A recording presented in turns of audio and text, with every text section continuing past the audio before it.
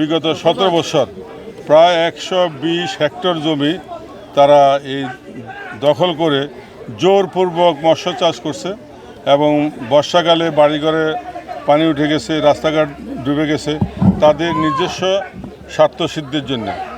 5ই আগস্টের পর তারা পলায়ন করেছে। আজকেও আরেকটি গোষ্ঠী এই খাল দখল করার জন্যে এবং ওই বাঁধ যাতে থাকে, তারা যে মৎস্য চাষ করতে পারে এরকম একটা পায় তারা চলতেছিল দীর্ঘদিন যাবৎ। সেই জন্য আজকে আমরা এলাকার জনগণকে সাথে নিয়ে সেই খালটির যে বাঁধ আছে বাঁধ ভেঙে আমরা খালকে অবমুক্ত করলাম। শিয়া বাটার ও ভিটামিন সমৃদ্ধ লিলি বিউটি সোপ, তারুণ্যময় উজ্জ্বল ত্বকের জন্য।